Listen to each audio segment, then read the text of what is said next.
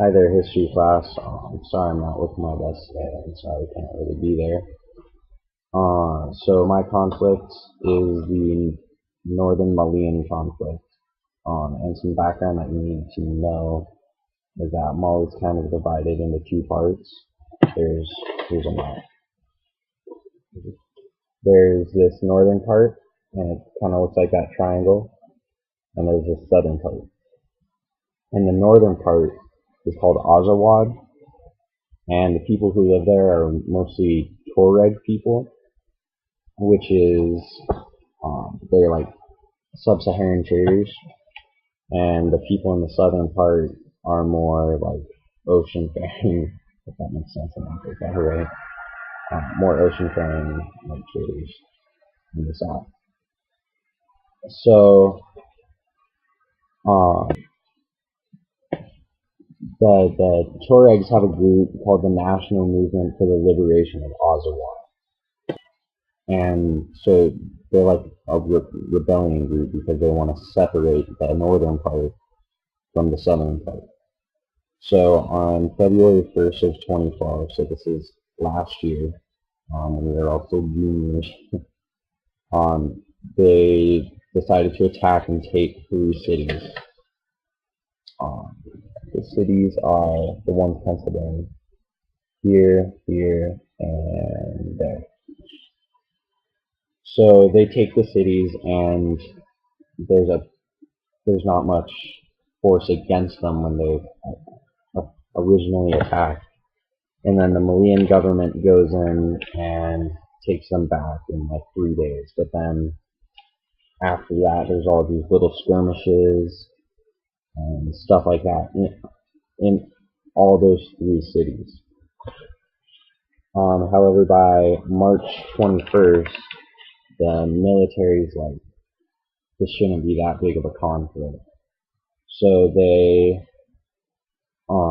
stage a coup and take all power from the government. They force the president out, the defense minister out, and by March 28th, they have like their own government. They release a new constitution, so they have all this power and control over the nation, but the control isn't that strong against the MNLA.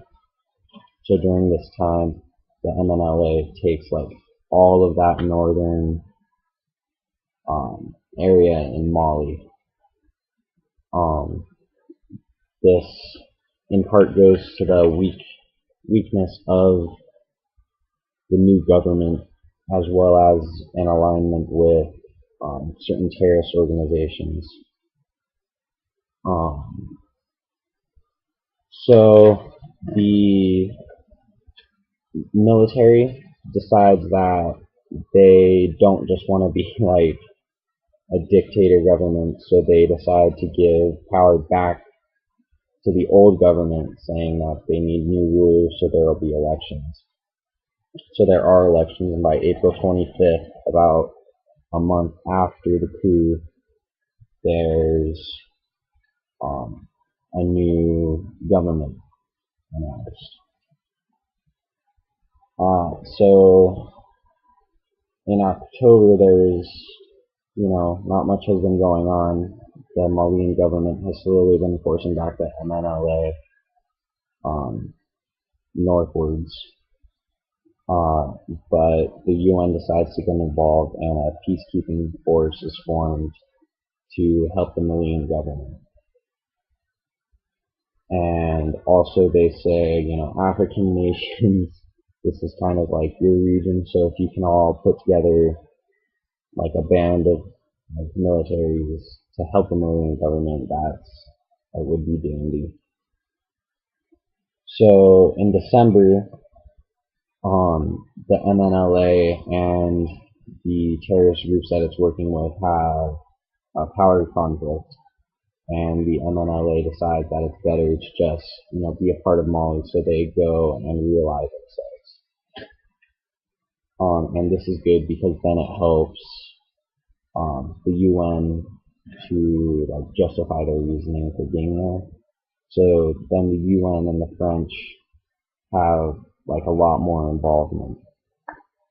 And the biggest kind of like battle after this is the Battle of Kona, and this is really big because it's in like a really strategic location right in the small point. I don't have it penciled in here, but it's right in here. So it's kind of like a place where you can block people from coming in. Also, there's an airport like 60 miles away. But basically, the UN and the French and the Malian government just have this massive airstrike where they kill a ton of the rebels, and it's not really a fair fight, but yeah. So after this, fighting goes really smoothly for the Malian government, and everybody's just forced back. And um, the next really big thing is the Algerian oil rig like invasion.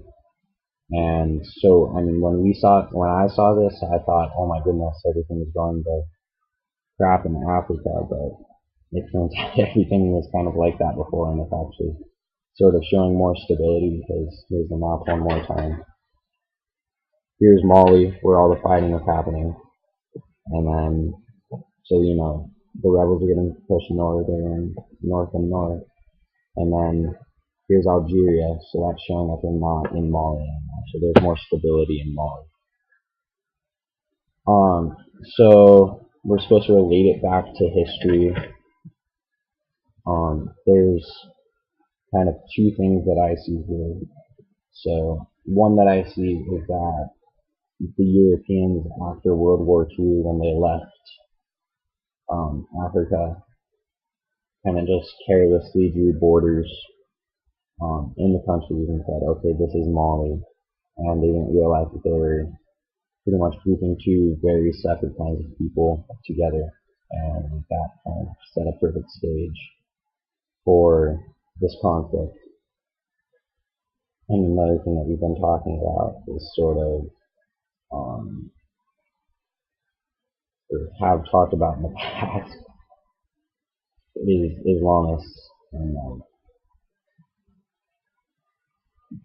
they're fighting with the Christians and stuff. So down in the south, there's a lot of Christians, and in Mali, there's like Christians, but then there's Islamists who like kind of fight with them. They end up fighting for power, and what ends up being the latter part of the war is kind of like Islamists versus Christians.